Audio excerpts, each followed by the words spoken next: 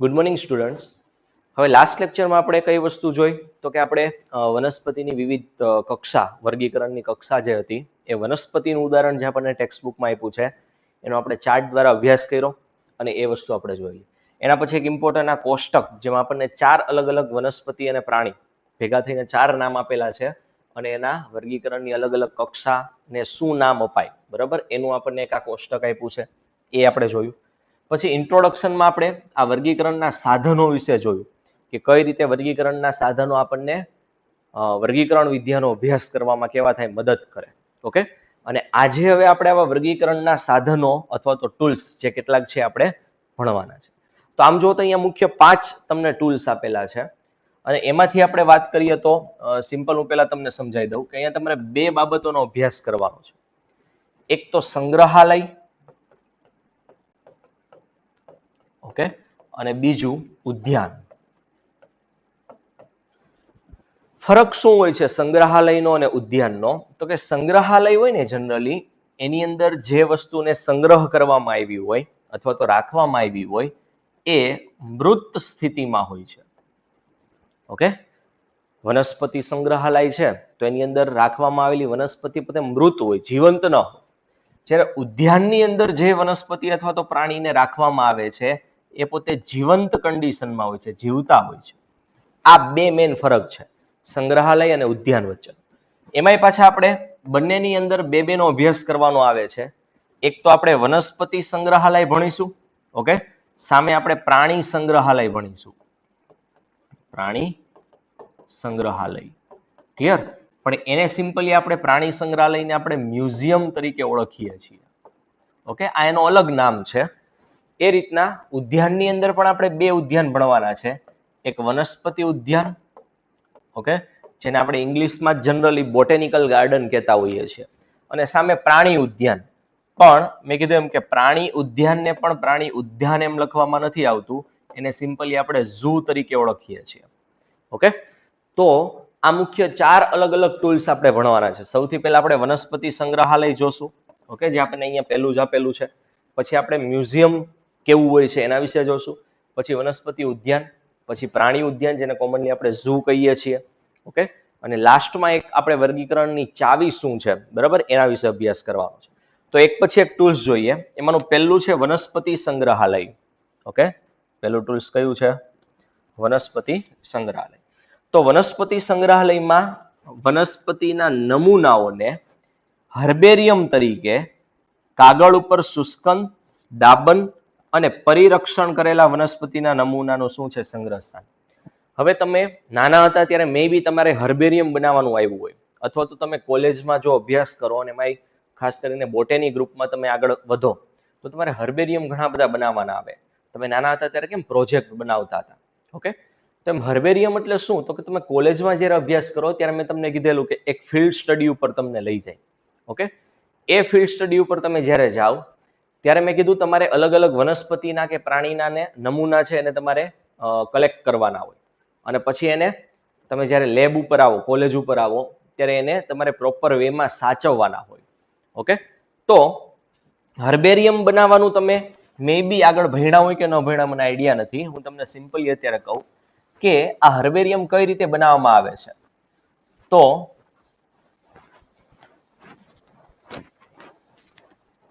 Okay, પહેલા તો તમારે શું કરવાનું કે તમે વનસ્પતિ જે ફિલ્ડ સ્ટડીમાં ગયા છો ત્યાંથી વનસ્પતિને તમે એની અમુક ડાળીનો ભાગ ને એવું કાપી અને તમારે કોલેજ ઉપર લાવવાનું. ઓકે, પછી તો એ તો કેવા હોય? લીલા હોય. હજી વનસ્પતિ તમે જે કાપી છે તોયડી છે એ લીલી હશે.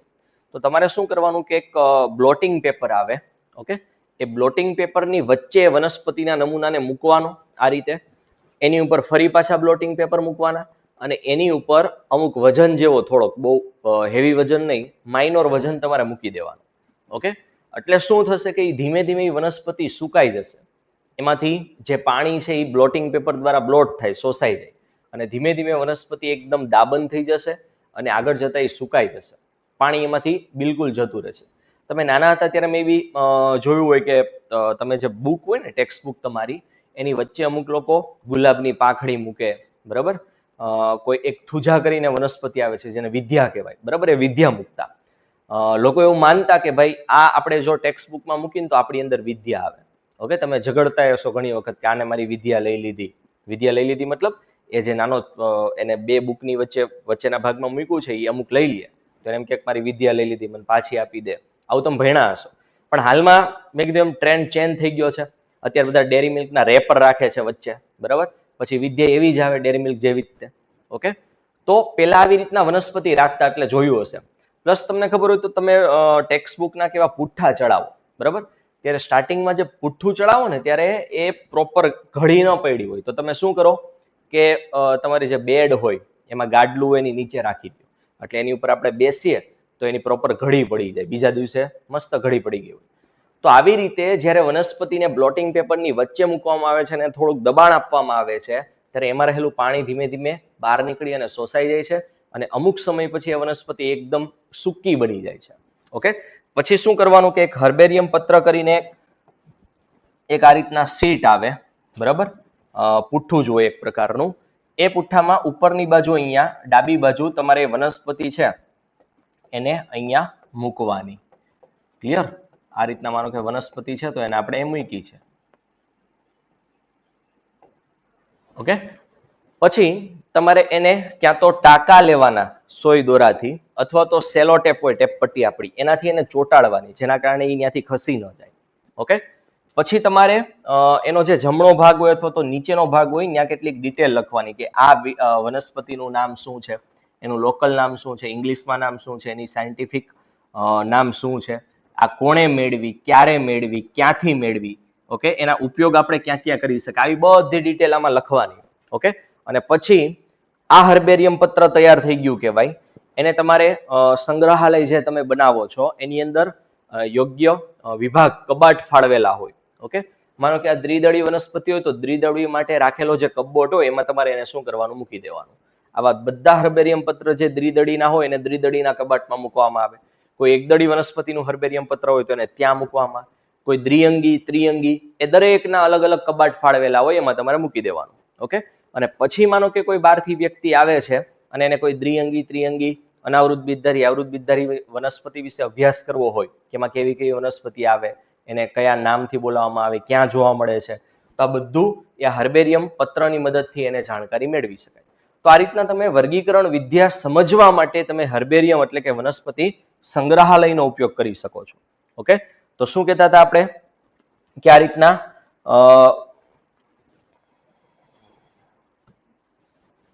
ઓકે, ફરીથી આપણે કહીએ કે કાગળ ઉપર શુષ્કન મતલબ સુકાવેલો, ડાબન કરેલો મતલબ પ્રેસિંગ કરેલો અને પરિરક્ષણ મતલબ તમે એને સમય સમય એને તમારે મેં કીધું હતું કે પેલી ડામરની ગોળી હોય, બરાબર, જેને આપણે ફિનાઇલની ગોળી કહીએ અથવા તો આલ્કોહોલનો સ્પ્રે કરવાનો જેથી આજુબાજુનું જે વાતાવરણ છે એ કેવું રહે, જંતુ મુક્ત રહે. ક્લિયર? તો આવી રીતે વનસ્પતિના નમૂનાને એની મૃત કન્ડિશનમાં મેં હમણાં જ લખ્યું હતું સંગ્રહાલય હોય તો એ મૃત કન્ડિશનમાં હોય એને સાચવવામાં આવે છે એવું સંગ્રહ સ્થાન છે વનસ્પતિ સંગ્રહાલય. પછી આ રીતના જો હર્બેરિયમ પત્ર બનાવેલું હોય, આ રીતના કબાટ હોય, કબાટની અંદર ખાના છે. ઓકે, આવા કબાટ બહાર આવે એવા હોય એની અંદર જો આ હર્બેરિયમ અહીંયા મૂકેલા છે, આ મૂકેલા છે, પછી એને કબાટમાં શું કરી દઈએ, મૂકી દઈએ. ઓકે, આ નમૂનાને વિશ્વમાન્ય વર્ગીકરણ પદ્ધતિ મુજબ ગોઠવવામાં આવે છે. મતલબ તમારી રીતે ગમે એમ મન ફાવે ત્યાં નહીં મૂકવાના, એનું ચોક્કસ વર્ગીકરણ પદ્ધતિ ફોલો કરવાની અને એ પદ્ધતિ મુજબ એને ગોઠવવાના. હર્બેરિયમ સીટ જે આપણે બનાવી એમાં એના વર્ણનની સાથે સાથે આ નમૂનાના ભવિષ્યની ઉપયોગિતા માટેનું સંગ્રહ સ્થાન બને છે.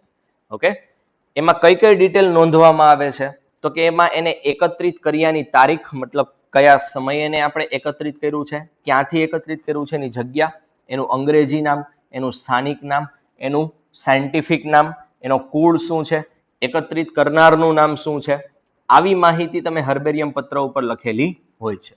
વનસ્પતિ સંગ્રહાલયો એ વર્ગીકરણ અભ્યાસમાં ત્વરિત સંદર્ભમાં તંત્ર તરીકે પણ કામ કરે છે. હવે તમારે વર્ગીકરણનો અભ્યાસ કરવો હોય તો એના માટે તમારે જંગલમાં જવાની કે વનસ્પતિને ડાયરેક્ટ જોવાની જરૂર નથી. સીધી વસ્તુ છે કે હર્બેરિયમ જે બનાવ્યું છે તમે વનસ્પતિ સંગ્રહાલય એમાં તરત તમે જઈ અને આવા હર્બેરિયમ પત્રના મદદથી તમે વર્ગીકરણ વિદ્યાનો શું કરી શકો, અભ્યાસ કરી શકો. ક્લિયર? ઓકે, તો આ તું વનસ્પતિનું સંગ્રહાલય. હવે બીજું એવું છે વનસ્પતિ ઉદ્યાન. તો ઉદ્યાનને સિમ્પલી આપણે આપણા લોકલ વર્ડમાં એને આપણે બોટેનિકલ ગાર્ડન તરીકે ઓળખીએ છીએ. ઓકે, અહીંયા જો મેં લખ્યું છે, શું લખ્યું છે? Botanical garden. ક્લિયર? ચાલો, તો બોટેનિકલ ગાર્ડન શું છે? તો આપણને ખબર જ છે કે બોટેનિકલ ગાર્ડનનો જો તમે ક્યારેક મુલાકાત લીધી હોય, આપણે તમને કીધેલું કે ફેમસ બોટેનિકલ ગાર્ડન આપણે ગુજરાતમાં વઘઈ ખાતે આવેલું છે, જ્યાં મેડિસિનલ પ્લાન્ટ હોય, જે ઔષધીય વનસ્પતિ હોય, એને ખાસ કરીને રાખવામાં આવે છે. આપણે અહીંયા સુરતમાં મેં જહાંગીરપુરા વિસ્તારમાં તમને કીધેલું કે ત્યાં પણ એક બોટેનિકલ ગાર્ડન આવેલું છે. તો બોટેનિકલ ગાર્ડનમાં તમે ગયા હોય તો વનસ્પતિના નમૂનાને એ જીવંત કન્ડિશનમાં રાખે. ઓકે, જીવતી હોય વનસ્પતિ. આગળના ભાગમાં મેં તમને કીધું એમ કે એના નામ શું છે, એની બધી ડિટેલ આગળ લખેલી હોય છે. એનો ક્યાં ઉપયોગ થઈ શકે. કોઈ ઔષધીય વનસ્પતિ હોય તો દરેક વનસ્પતિના બધા જ ભાગો ઔષધ તરીકે ન વપરાય. લીમડો હોય તો એના પર્ણ વપરાતા હોય. ઓકે, આવી રીતના કોઈના પુષ્પ વપરાતા હોય, કોઈના મૂળ વપરાતા હોય. તો કઈ બાબત આપણે મેડિકલમાં અથવા તો ઔષધીય ક્ષેત્રે આપણે એનો ઉપયોગ કરી શકાય, આવી બધી ડિટેલ આગળ એક તકતી મૂકેલી હોય, એમાં લખેલી હોય છે. ઓકે, પ્લસ કોઈ બહારની વનસ્પતિ હોય, કોઈ માનો કે એવા વિસ્તારમાં ઠંડા પ્રદેશમાં રહે છે અને આપણે અહીંયા એને સાચવવી હોય તો આપણે એના વસવાટ જેવી ઠંડા પ્રદેશની અહીંયા વ્યવસ્થા કરવી પડે. ઓકે, તો આવા અલગ અલગ એની અંદર બીજા પણ વિભાગો હોય છે. ઓકે, ઘણી વખત વનસ્પતિ ઉદ્યાન હોય એમાં એક નાનું મ્યુઝિયમ પણ હોય છે, મતલબ સંગ્રહાલય પણ હોય છે, જેમાં હર્બેરિયમ પત્રનો એને સાચવવામાં આવે છે. એક નાની ઘણી વખત લાઇબ્રેરી પણ હોય, જેમાં વનસ્પતિને લગતા ઘણા બધા પુસ્તકો પણ અંદર આપેલા હોય છે, જેથી તમે એને વાંચી શકો. તો આવી બધી વસ્તુ એ વનસ્પતિ ઉદ્યાન, જેને આપણે બોટેનિકલ ગાર્ડન કહીએ છીએ, એમાં રાખવામાં આવે છે. ઓકે, તો એના વિશે સિમ્પલી આપણને આપ્યું છે સંગ્રહાલય, સોરી, ઉપર વનસ્પતિ ઉદ્યાન. તો આ વિશિષ્ટ ઉદ્યાન એ સંદર્ભ માહિતી માટેના જીવંત વનસ્પતિના નમૂના ધરાવે છે. તમારે રેફરન્સ માહિતી જોતી હોય તો એ વનસ્પતિના જીવંત નમૂના ધરાવે છે. ઓળખ વિધિના હેતુ માટે આ ઉદ્યાનમાં વનસ્પતિની જાતિને શું કરેલી હોય છે? ઉછારેલી હોય છે. અને દરેક વનસ્પતિ પર એના વનસ્પતિ શાસ્ત્રીય કે વૈજ્ઞાનિક નામ તેમજ એનો કુળ સૂચવતી કાપલી અથવા તો મેં કીધું એમ તકતી એક આગળના ભાગે લગાવેલી હોય છે. ઓકે, કેટલાક ફેમસ બોટેનિકલ અહીંયા તમને ગાર્ડનના નામ આપ્યા છે. વિશ્વ લેવલનું ફેમસ કોઈ બોટેનિકલ ગાર્ડન હોય તો ક્યુ બોટેનિકલ ગાર્ડન, જે ઇંગ્લેન્ડ ખાતે આવેલું છે, એ વર્લ્ડનું ફેમસ બોટેનિકલ ગાર્ડન છે. આપણા ઇન્ડિયા લેવલનું ગાર્ડન ફેમસ હોય તો એની વાત કરવામાં આવે તો એ છે ઇન્ડિયન બોટેનિકલ ગાર્ડન, જે હાવરા, મતલબ ઇન્ડિયાનું મોટામાં મોટું આ શું છે? બોટેનિકલ ગાર્ડન છે. એવું જ એક બીજું ઇન્ડિયાનું બોટેનિકલ ગાર્ડન છે, નેશનલ બોટેનિકલ રિસર્ચ ઇન્સ્ટિટ્યૂટ, જે લખનઉ ખાતે આવેલું છે. ઓકે, અને આ ખાસ કરીને નામ યાદ રાખજો, NBRI એનું શું છે? શોર્ટ ફોર્મ છે, નેશનલ બોટેનિકલ રિસર્ચ ઇન્સ્ટિટ્યૂટ છે. ક્યાં આવેલું છે? લખનઉ. આ એ થોડાક અંદર શું હોય છે એના વિશે નથી આપ્યું, પણ મેં તમને કીધું કે આવી ડિટેલ વનસ્પતિ સંગ્રહાલયમાં, ઉદ્યાનમાં રાખવામાં આવે, સોરી, ઉદ્યાનમાં. ક્લિયર? તો અહીંયા સિમ્પલી ખાલી તમને શું હોય છે એ જ આપ્યું છે, અને કયા કયા ફેમસ છે 3 તમને આપ્યા. એક રોયલ બોટેનિકલ ગાર્ડન, અહીંયા ક્યુ ગાર્ડન લખ્યું છે પણ એનું નામ ઓરિજિનલ રોયલ બોટેનિકલ ગાર્ડન છે, જે ઇંગ્લેન્ડ ખાતે આવેલું છે. ઓકે, પછી ઇન્ડિયન બોટેનિકલ ગાર્ડન, જે હાવરામાં આવેલું છે. નેશનલ બોટેનિકલ રિસર્ચ ઇન્સ્ટિટ્યૂટ, જે લખનઉ ભારતમાં આવેલું છે. ઓકે, તો આ કેટલાક ફેમસ બોટેનિકલ ગાર્ડનના તમને શું આપ્યા છે? નામ આપેલા છે. એના પછી હવે પ્રાણીના કેસમાં જોઈએ તો અહીંયા પણ આપણને 2 વસ્તુ આપેલી છે.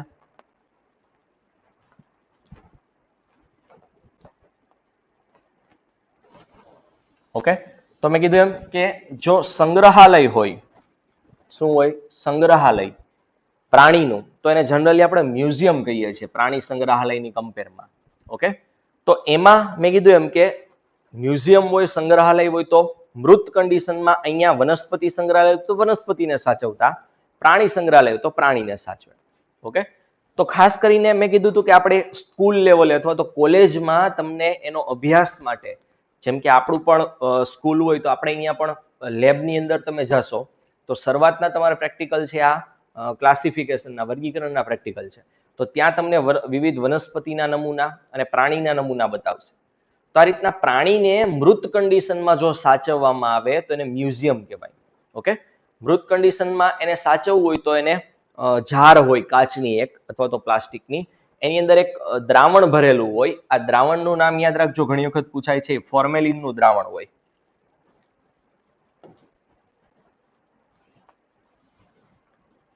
ઓકે, આ દ્રાવણ કયું હોય છે? ફોર્મેલિન. ક્લિયર? તમે લેબમાં જશો તો ત્યાં પણ તમે જોશો આ ફોર્મેલિનના દ્રાવણમાં જે આ પ્રાણી હોય છે એ પ્રાણીને લાંબો સમય સુધી તમે સાચવી શકો છો. 5-10 વર્ષ સુધી સાચવી શકાય. અને એનો તમે અભ્યાસમાં તમને એનો દેખાવ કેવો હોય, કયા કયા લક્ષણો ધરાવે, આ તમને અભ્યાસમાં એની શું થાય? સરળતા રહે. કોઈ મોટા પ્રાણી હોય તો એને સ્ટફિંગ પદ્ધતિથી સાચવે. મતલબ કે માનો કે મોટું કબૂતર છે કે કોઈ મોટું સસલું છે, એને તમારે સાચવવું હોય તો એને પાણીમાં ન મૂકી દેવાય, ફોર્મેલિનમાં ન મુકાય. એને શું કરે કે ભાઈ એને શરીરના પાછળના ભાગે એક કાપો મૂકે આમ સીધો, પછી અંદરના બધા અંગો હોય, અંદરની જે પણ વસ્તુ હોય બધું કાઢી લે. ઓકે, મસાલો અંદર કાઢી લે. પછી અંદર રૂ અથવા તો લાકડાનો ભૂકો છે એ પ્રાણીની અંદર ભરી દેવામાં આવે. અંદર અમુક કેમિકલો નાખીને એને મિશ્ર કરીને પછી ભરવામાં આવે, જેથી એ લાંબો સમય સચવાય રહે. અને પછી એક કાચની પેટીમાં એ પ્રાણીને મૂકી દેવામાં આવે. સ્ટફિંગ પદ્ધતિ કહેવાય.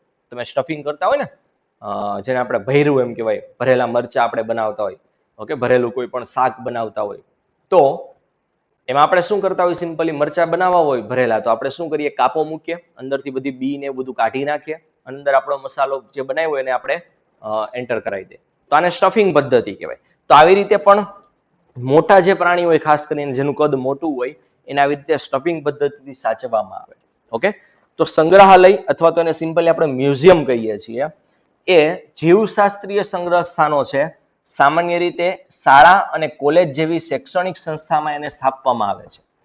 મ્યુઝિયમમાં સાચવેલ વનસ્પતિ, પ્રાણી અને અશ્મિના નમૂનાને એકત્રિત કરી અને અભ્યાસ અને સંદર્ભ માટેનો સંગ્રહ કરવામાં આવે છે. ખાસ કરીને સંગ્રહાલયમાં પહેલા આપણે પ્રેફરન્સ આપીએ ને તો પ્રાણીને સાચવવામાં આવે છે, પણ ક્યારેક ક્યારેક વનસ્પતિને પણ સાચવે, કેમ કે એના માટે અલગથી કોઈ બનાવવા નથી જતું. નમૂનાઓને મોટા ખોખા, મતલબ જે મોટું એક આપણે શું કહીએ બોક્સ હોય એની અંદર, કાચની સીસી નાની, બરણી હોય મોટી કાચની, એની અંદર યથાવત સ્થિતિમાં રાખવા માટે સંગ્રાહક દ્રાવણ ભરવામાં આવે છે, જેને પ્રિઝર્વેટિવ કહેવાય. એના તરીકે કયું દ્રાવણ હોય તો યાદ રાખજો, ફોર્મેલિન હોય છે. ઓકે, આગળ વનસ્પતિ અને પ્રાણીને સુકવાયેલા નમૂનાને પણ સાચવવામાં આવે છે. જો કીટક હોય, કીટક મધમાખી છે, બીજો કોઈ પણ માખી છે, એવા કોઈ કીટક હોય તો એ કીટકને પકડી લેવામાં આવે, એને બેભાન કરી દેવામાં આવે, મારી નાખવામાં આવે, અને પછી એને કીટક બોક્સ હોય નાના નાના, એની અંદર કાચના બોક્સની અંદર મૂકી દેવામાં આવે છે. ઓકે, તો કીટકને પકડી અને કીટક બોક્સમાં પિન મારીને સાચવવામાં આવે છે. પક્ષી અને સસ્તન જે મોટા પ્રાણી હોય તો એના મૃતદેહને સામાન્ય રીતે સ્ટફિંગ પદ્ધતિથી, મેં કીધું એમ સ્ટફિંગ એટલે શું? તો કે શરીરના વિવિધ દેહધાર્મિક અંગોને દૂર કરે, એની અંદર રૂ, ઊન અથવા તો મેં કીધું લાકડાનો ભૂકો, વનસ્પતિનો ભૂકો કે સંગ્રાહકોને ભરી અને લાંબો સમય સુધી સાચવવાની પ્રક્રિયા છે એને સ્ટફિંગ કહેવાય. ઓકે, આવી રીતે સાચવવામાં આવે છે. મ્યુઝિયમમાં ક્યારેક પ્રાણીના કંકાલને પણ રાખવામાં આવે છે. કોઈ એવા પ્રાણી છે, ડાયનોસર જેવા પ્રાણી હોય તો એની જે કંકાલ હોય હાડકાનું બનાવેલું, એને પણ આ મ્યુઝિયમની અંદર રાખવામાં આવે છે. ઓકે, નેક્સ્ટ એના પછી પ્રાણી ઉદ્યાન, જેને આપણે ઝૂલોજિકલ પાર્ક કહીએ, પણ હકીકતમાં આપણે એને ઝૂ તરીકે પણ ઓળખવામાં આવે છે. ઓકે, તો સીધી વસ્તુ છે કે પ્રાણી ઉદ્યાન છે એટલે એને પ્રાણીને રાખવામાં આવતા હશે, પણ કઈ કન્ડિશનમાં? જીવંત કન્ડિશનમાં, જીવતા હોય. ઓકે, તો પ્રાણી ઉદ્યાન એવી જગ્યા છે જ્યાં મનુષ્યની સીધી દેખરેખ નીચે પ્લસ સુરક્ષિત વાતાવરણમાં જંગલી પ્રાણીને ખાસ કરીને રાખવામાં આવે છે.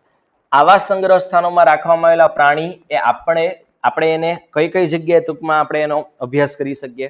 તો કે એની ખોરાકની આદત કેવી છે, એ ઋતુ પ્રમાણે કેવા કેવા ચેન્જ દર્શાવે છે, આવું બધું તમે એનું અવલોકન કરીને તમે જાણી શકો છો. ઓકે, તો આવા સંગ્રહ સ્થાનમાં રાખવામાં આવેલા જે પ્રાણી છે એની ખોરાકી આદત કેવી છે, એની વર્તણૂક કેવી છે, એનું બિહેવિયર કેવું છે, ઓકે, એના વિશે આપણને જાણવા મળે છે. પ્રાણી સંગ્રહ સ્થાનમાં રાખવામાં આવેલા બધા પ્રાણીને તેના પ્રાકૃતિક નિવાસ સ્થાન જેવી અનુકૂળતા આપવામાં આવે છે. મતલબ કે સિંહ હોય, સિંહ એને તમે જંગલમાંથી લઈ આવો છો તો અહીંયા નાના પાંજરામાં ન મૂકી દેવાય.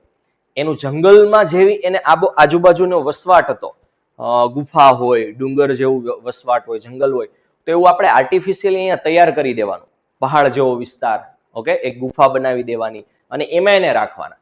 જંગલ જેવી એનું કુદરતી વસવાટ સ્થાન છે એવી આબેહૂબ આપણે ગોઠવણી કરીને પછી એને રાખવા, નહીં કે એક પિંજરામાં મૂકી દેવાનું. ઓકે, તો આવી રીતે એને અનુકૂળતા એના પ્રાકૃતિક નિવાસ સ્થાન જેવી અનુકૂળતા આપવામાં આવે છે. બાળકોને આ ઉદ્યાનની મુલાકાત લેવી ખાસ કરીને ગમતી હોય છે. નાના છોકરાને આવા પ્રાણી બધું જોવું ગમે છે. અને સામાન્ય રીતે એને આપણે અહીંયા પ્રાણી સંગ્રહાલયને ઝૂ તરીકે ઓળખવામાં આવે છે. ક્લિયર? અહીંયા કેટલાક તમને પ્રાણી સંગ્રહાલયના ફોટોગ્રાફ્સ બતાવ્યા છે. અહીંયા વાઘ દર્શાવ્યો છે, હાથી છે, ગેંડો છે, બતક છે. ક્લિયર? તો આ રીતે 4 વસ્તુ આપણે જોઈ: વનસ્પતિ સંગ્રહાલય, વનસ્પતિ ઉદ્યાન, પ્રાણી સંગ્રહાલય અને પ્રાણી ઉદ્યાન. નેક્સ્ટ હવે આપણને એક ઓળખ ચાવી કરીને એક બાબત આપેલી છે, એને આપણે જોવાની છે. ક્લિયર? ઓકે, તો ઓળખ ચાવી શું છે? તો કે ઓળખ ચાવીની અંદર તમને છે ને ખાસ કરીને આપણે કેમ અમુક ટીવી શો હોય એમાં રેપિડ ફાયર પૂછવામાં આવે, તમને સ્પીડમાં ક્વેશ્ચન પૂછે, 2 ઓપ્શન આપવામાં આવે, તમારે એનો જવાબ આપવાનો હોય. કોફી વિથ કરણ તમે નામ સાંભળ્યું હોય. તો આવા કેટલાક ટીવી શો ની અંદર પણ રેપિડ ફાયર હોય છે. તો આ પ્રકારે આપણે અભ્યાસમાં રેપિડ ફાયર જેવા આ પદ્ધતિનો ઉપયોગ કરવામાં આવે છે, જેના આધારે તમે સજીવોના લક્ષણો કેવા છે એ તમે જાણી શકો છો. ઓકે, આ કેસમાં શું હોય તો કે અહીંયા તમને 2 વસ્તુ આપવામાં આવે, એક ચાવી આપવામાં આવે. ચાવીની અંદર અહીંયા એક વિધાન લખેલું હોય છે અને પછી તમને એક યુગ્મક આપવામાં આવે. યુગ્મકની અંદર 2 ઓપ્શન હોય છે અને કપલેટ પણ કહેવાય, કે એ ખાલી જગ્યા અને બી ખાલી જગ્યા. ઓકે, તો ચાવીની અંદર આપવામાં આવેલા સેન્ટેન્સના આધારે તમારે એ અથવા તો બી ની ઓપ્શન તરીકે પસંદગી કરવામાં આવે છે. જેમ કે અહીંયા ચાવી, હું તમને એક ઉદાહરણ આપું છું કે ચાવી તરીકે એક સેન્ટેન્સ લખેલું છે કે ભાઈ સજીવો કે જે પાણી અને જમીન બંને પર જીવે. આમાં એ તરીકે આપ્યું છે ડેડકો અને બી તરીકે આપ્યું છે મનુષ્ય. ક્લિયર? તો આ એક ચાવી થઈ ગઈ, જેને વર્ગીકરણની અથવા તો ઓળખ ચાવી તરીકે, આઈડેન્ટિફિકેશન કી તરીકે ઓળખવામાં આવે છે. ચાવી તરીકે તમને આવું એક સેન્ટેન્સ અથવા તો સ્ટેટમેન્ટ આપેલું હોય અને યુગ્મક તરીકે 2 આવા વર્ડ આપેલા હોય. તો આનાથી તમારું વર્ગીકરણ વિશેનું નોલેજ અથવા તો પ્રાણીના લક્ષણ ઓળખવાની તમારી જે બાબત છે એ થોડીક અભ્યાસમાં એ સારી બને છે. ઓકે, તો આ તમને આ રીતના ચાવી આપ્યું છે, તો આ 2 માંથી તમારે એક ઓપ્શન સિલેક્ટ કરવાનો હોય. સીધી વસ્તુ છે, જે પાણી અને જમીન બંને ઉપર જીવે એને ઉભયજીવી કહીએ અને એના તરીકે કોણ આવે છે? ડેડકો. ઓકે, તો આવા અલગ અલગ તમને ઉદાહરણ દ્વારા વર્ગીકરણના વિશેના લક્ષણો અથવા તો સજીવના લક્ષણો વિશે તમને અંદાજો આવે છે. ઓકે, તો ઓળખ ચાવી એ શું છે? તો કે વનસ્પતિ અને પ્રાણીને તેની સમાનતા અને અસમાનતાના આધારે ઓળખ વિધિ માટે ઉપયોગમાં લેવાતો બીજો એક વર્ગીકરણનો આધાર છે. ક્લિયર? એની સમાનતા છે અથવા તો એ બેમાં અલગતા છે, એના આધારે તમે એને શું કરો છો? ઓળખી શકો છો. ઓળખ ચાવી સામાન્ય રીતે જોડમાં રહેલા વિરોધાભાસી લક્ષણના આધારે આપવામાં આવે છે, જેને યુગ્મક કહેવાય છે. મતલબ અહીંયા 2 વિરોધાભાસી લક્ષણ ધરાવતા 2 શબ્દ હોય એને આપણે શું કહીએ? યુગ્મક. ઓકે, ચાવી શું છે? તો કે ચાવી એ 2 વિરોધાભાસી વિકલ્પ વચ્ચેની પસંદગી રજૂ કરે છે. ચાવી આ છે, એ 2 વિકલ્પ વચ્ચેની શું તમને રજૂ કરે છે? પસંદગી. એના પરિણામ સ્વરૂપે ફક્ત કોઈ એક જ વિકલ્પ એ સ્વીકાર્ય બને છે અને બીજો વિકલ્પ અસ્વીકાર્ય બને છે. તો ચાવીમાં તમને જે સ્ટેટમેન્ટ આપવામાં આવ્યું છે એના આધારે આ વિકલ્પ સ્વીકાર્ય બન્યો, ના કેવો બન્યો? અસ્વીકાર્ય, રિજેક્ટ થયો. ક્લિયર? ચાવીમાં રહેલા જાહેર નિરૂપણને માર્ગદર્શિકા કહે છે. આને બીજું માર્ગદર્શિકા પણ કહેવાય, કેમ કે એના વિશે તમને માર્ગદર્શન મળે છે ઘણું બધું. ઓકે, કુળ, પ્રજાતિ, જાતિ જેવી વર્ગીકરણની કક્ષા માટેની ઓળખ ચાવી હેતુ માટે અલગ અલગ વર્ગીકરણની ચાવીની જરૂરી બને છે. મતલબ આ જે મેં એક તમને ઉદાહરણ આપ્યું, બરાબર, આ ડેડકો અને મનુષ્ય એ વર્ગ થયા. આ વર્ગ માટેની આવી એક ચાવી બની. એવી કુળ માટેની એવી અલગ અલગ વર્ગીકરણની કક્ષા માટે અલગ અલગ શું બનાવવામાં આવે છે? ચાવીઓ. ઓકે, પ્રકૃતિમાં ચાવી સામાન્ય રીતે વિશ્લેષણાત્મક હોય છે. આ ખાસ યાદ રાખજો, પૂછે છે કે ચાવી એક પ્રકારનું એનાલિટિકલ ટૂલ છે, એનાથી તમે એનાલિસિસ કરી શકો છો. ઓકે, તો આ હતી ઓળખ ચાવી. હવે લાસ્ટમાં એક નાની અમથી બાબત તમને આપી છે, જેમાં કેટલાક કોમન તમને નામો જો આપેલા છે, એ નામનો શું મતલબ થાય એના વિશે આપણે શોર્ટમાં સમજીએ. કે વનસ્પતિની એક યાદી, જેને ફ્લોરા તરીકે ઓળખવામાં આવે છે. કોઈ વિસ્તારમાં, માનો કે સાઉથ ગુજરાત છે, દક્ષિણ ગુજરાત, એમાં કેટલી વનસ્પતિ આખા વિસ્તારમાં જોવા મળે છે, એ બધાનું તમે એક લિસ્ટ બનાવો તો તમે વનસ્પતિની યાદી અથવા તો ફ્લોરા બનાવ્યું એમ કહી શકાય. એ રીતના પરિચય પુસ્તિકા, એનો ઇંગ્લિશમાં મેન્યુઅલ કહેવાય.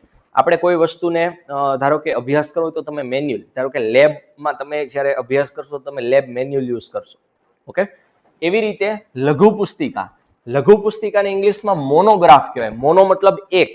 તો જનરલી કોઈ એક વનસ્પતિ માટે એક બુક બનાવવામાં આવે જેની અંદર એની બધી ડિટેલ લખવામાં આવે તો એને લઘુ પુસ્તિકા કહેવાય, મોનોગ્રાફ. એ રીતે પદ્ધતિસરની સૂચિ અથવા તો એને કેટેલોગ કહેવાય. કેટલોગ મતલબ આપણે તમે જોયું હોય કે તમે કોઈ પણ વસ્તુ પરચેસ કરતા હોય, ઓકે, માનો કે તમારે કોઈ વસ્તુનું ફ્રીજ લેવું છે, ઓકે, કોઈ કંપનીનું, તો તમને બધા ફ્રીજના મોડલ મે બી એ દર્શાવે પોસિબલ ન હોય તો તમને શું આપે? કેટલોગ આપે. એ કેટલોગમાં એ મોડલ પ્લસ એની અમુક ડિટેલ લખેલી હોય તો તમે એના ઉપરથી કહી શકો ભાઈ મારે આ વસ્તુ લેવી છે. તો પછી જે ટૂંકમાં દુકાનવાળો એ તમને એ વસ્તુ લાવી આપે ઓર્ડર ઉપર. તો આને કેટલોગ કહેવાય, જેને ઇંગ્લિશમાં કેટલોગ કહેવાય, ગુજરાતીમાં પદ્ધતિસરની સૂચિ કહેવાય. તો આવા પણ કેટલાક ટૂલ્સ છે જેની મદદથી તમે વનસ્પતિનું નોંધનીય વર્ણન કરનાર બીજા કેટલાક આ બધા ઉપાયો છે. હવે તમને થોડીક ડિટેલ આપી છે આમાંથી અમુક શબ્દ વિશે. તે સાચી ઓળખ વિધિમાં પણ શું થાય છે? મદદરૂપ થાય છે. પેલું, વનસ્પતિની યાદી, જે તમને અહીંયા પહેલું નામ આપ્યું છે એનો શું મતલબ થાય? તો કે વનસ્પતિની આ યાદી એ આપેલ વિસ્તારમાં વનસ્પતિનું કુદરતી નિવાસસ્થાન અને વિતરણનો વાસ્તવિક અહેવાલ ધરાવે છે. મતલબ કોઈ નિવાસસ્થાનમાં કેટલીક વનસ્પતિ વસવાટ કરે છે એના વિશેનો અહેવાલ છે. તેઓ ચોક્કસ વિસ્તારમાં જોવા મળતી વનસ્પતિની જાતિ વિશેની નિર્દેશિકા અથવા તો ઇન્ડેક્સ પૂરી પાડે છે. ઓકે, પછી બીજું આપ્યું છે પરિચય પુસ્તિકા. તો પરિચય પુસ્તિકા એટલે શું? તો કે પરિચય પુસ્તિકા જે તે વિસ્તારમાં જોવા મળતી જાતિના નામની ઓળખ માટેની માહિતી આપવામાં ઉપયોગી હોય છે. કે ભાઈ પરિચય પુસ્તિકામાં તો આપણે એમ જ કરીએ ને, કેટલોગ શું કહેવાય, મેન્યુઅલ. તો મેન્યુઅલમાં આપણને આ વનસ્પતિનો પરિચય કઈ રીતે થાય એ વનસ્પતિની અમુક માહિતી આપવામાં આવે છે કે ભાઈ તમે આવી વનસ્પતિ જોવો છો તો આવા લક્ષણો હોય તો એ આ જાતિ અથવા તો આ પ્રજાતિની વનસ્પતિ છે. તો આવી તમને માહિતી આપે વનસ્પતિની જે તે વિસ્તારની, તો એને શું કહેવાય છે? પરિચય પુસ્તિકા અથવા તો મેન્યુઅલ કહેવાય. અને મેં પહેલા જ કીધું લઘુ પુસ્તિકા મતલબ લઘુ અથવા તો એને ઇંગ્લિશમાં મોનોગ્રાફ કહેવાય. મોનો મતલબ એક. તો લઘુ પુસ્તિકા કોઈ એક વર્ગકીની માહિતી આપે છે, કોઈ એક જાતિની કે કોઈ એક પ્રજાતિની, એની તમને જ ખાલી એક બુક બનાવીને માહિતી આપવામાં આવે તો એને શું કહેવાય છે? મોનોગ્રાફ. ક્લિયર? તો આ બધા કેટલાક ટૂલ્સ છે જે તમને વર્ગીકરણ સમજવામાં તમને શું કરે છે? મદદ કરે છે. ક્લિયર? તો અહીંયા આપણું પહેલું ચેપ્ટર પૂરું થાય છે. ઓકે, લગભગ આપણે 6 લેક્ચર થયા અને 6 લેક્ચરમાં જ આપણે એને પતાવવાનું હતું. હવે આપણે આના એમસીક્યુ આપણે લાઈવ, આપણે જ્યારે ડાઉટ સેશન આવે બુધવાર અને શનિવારે, ત્યારે આપણે આ ચેપ્ટરના એમસીક્યુ સોલ્વ કરીશું. ક્લિયર આટલું? ઓકે.